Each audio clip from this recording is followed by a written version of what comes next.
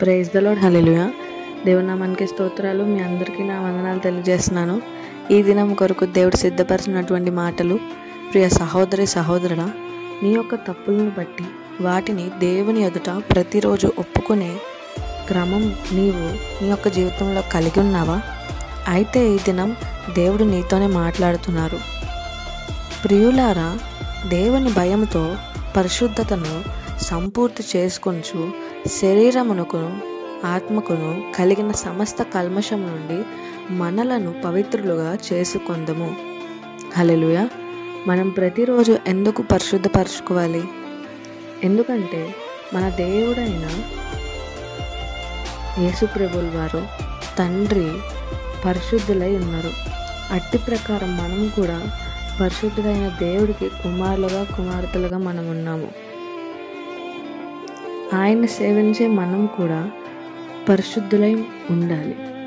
అదే క్రమంలో ప్రతిరోజు ఎందుకు మనం పరిశుద్ధపరచుకోవాలంటే, ఆయన రాకడ ఏ దినం జరుగుతుంది, ఏ క్షణం జరుగుతుందో ఎవ్వరికీ తెలియదు. దొంగ వచ్చు వలె ఆయన రాకడ జరుగుతుందని వాక్యంలో సెలవిచ్చారు. అదే రీతిగా మత్తయి సువార్త 6వ అధ్యాయం 34వ వచనంలో ఏం తెలియజేస్తున్నారంటే, ఏ దినం కా దినం చాలు, నెక్స్ట్ డే గురించి ఆలోచించొద్దు, ఇప్పుడున్న దాని గురించి మాత్రమే ఆలోచించమంటున్నారు. అంటే ఇప్పుడు నీ యొక్క జీవితంలో ఈ డే గురించి, ఈ దినంలో నువ్వేమైనా తప్పులు చేసావా? ఇప్పటి వరకు గడిచిన దినంలో నువ్వేమైనా తప్పులు చేసావా?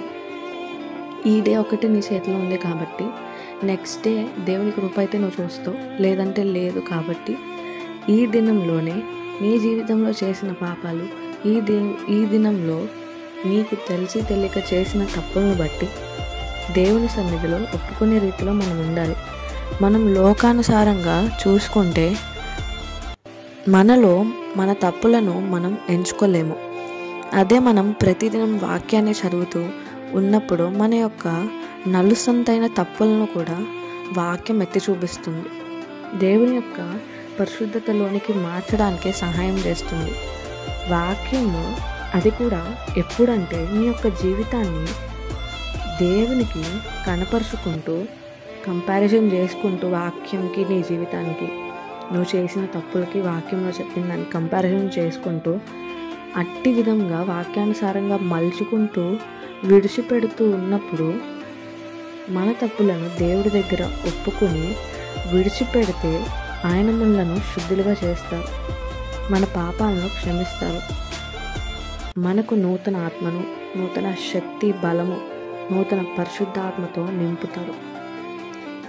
అదేవిధంగా ఈ దినం నుండి నువ్వు కూడా ప్రతిదినం నీ యొక్క జీవితంలో ఏ దినం కా దినం నీ యొక్క తప్పులను ఒప్పుకుంటూ, పరిశుద్ధపరుచుకుంటూ, ఆయన నూతన ఆత్మను పొందుకుంటూ, నూతన శక్తిని పొందుకోవాలని కోరుకుంటూ యేసుప్రభు నామంలో కోరుకుంటున్నాను. అట్టి కృప దేవుడు మీకు దయచేయునుగాక. ఆమేన్.